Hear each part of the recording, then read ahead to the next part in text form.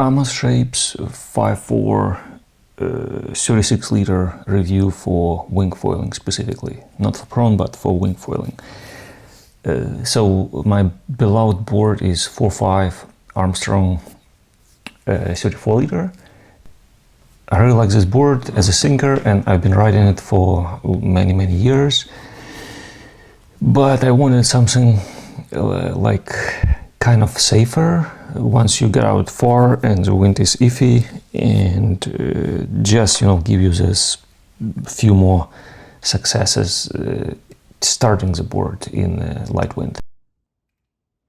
My main concern was board thickness and like overall snappiest feel when you ride it, and so I started looking around and I saw KrUzer, which is 2 7/8 inches thick, and my current Armstrong 34 is 2 3/4. In centimeters it's like, so the 34 liters is 7 centimeters thickness, and for KrUzer 36-liter it's 7 centimeters 3 millimeter. So it's only 3 millimeter difference.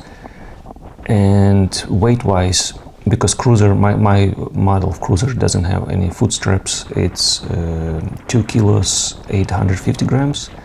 And for Armstrong 34-liter, it comes with straps, it's 3 kilos and 630 grams. So it's almost 800 grams difference. KrUzer is lighter, 800 grams.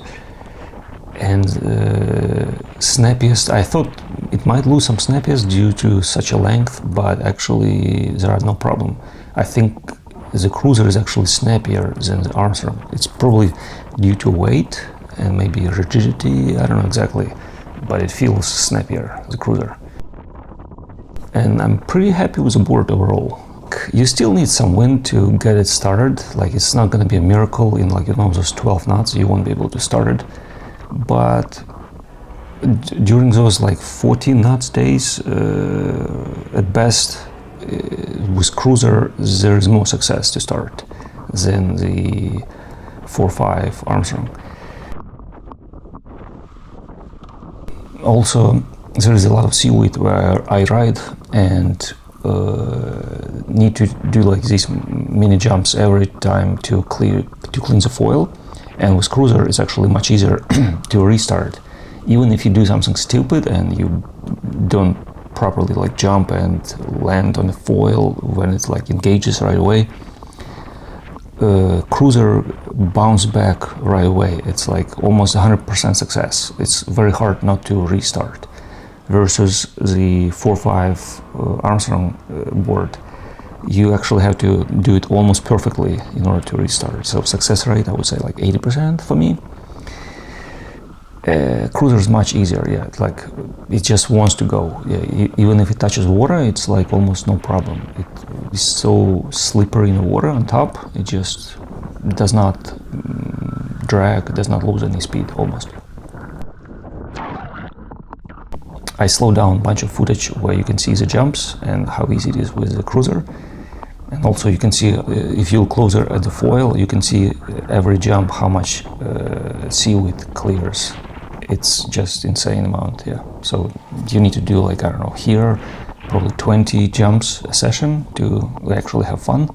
Otherwise, if you don't jump, it's every time you have to restart. And the wind is not always the best around here, so yeah. Learn to jump. Strapless or strapped? Yeah, I don't like straps, so I ride strapless, and the feel of this KrUzer is pretty nice overall. Yeah, I'm happy with the board. I ride Code 720S, and in the video it's like 1 centimeter from the very end of the tracks, and I need to move it maybe 1 more centimeter back, so still have like 2 centimeters to move forward in case you size down. My weight is about like 79, 78 kilos depending on the day. And yeah, I ride 5-meter wind in these videos. After starting riding this KrUzer, I have no desire to ride my 4.5. It's like I thought I'm gonna lose some snappiness, you know, that crisp feel when you turn, when you pump, but actually it's not, yeah, so it's well done. So that extra length gives you some forgiveness and safety when you go out far in moderate wind. Yeah, while riding the board, you can see here I snapped my GoPro mount and yeah, basically barely catch the PVC pipe before it was hanging on an electrical tape, so barely rescued it, otherwise it would be gone very quick. Yeah, I don't think it's gonna float. So it was lucky, and you can see from different angles how the board pumps. The 34 liters is definitely draggier. It's not even about the volume anymore. Like those 2 liters do not make much difference. It's about the shape, how much speed that shape can carry, you know, with the same effort, with the same force you apply, like with a wing. And also with this GoPro stick, you can't really pump too hard. It's just the stick bends so much, I'm worried it's gonna just snap in half. So I have to be very cautious, like how much I pump. So that's why it looks like maybe I do extra 5 pumps, you know, instead of doing harder, because I just need to be more gentle with the stick.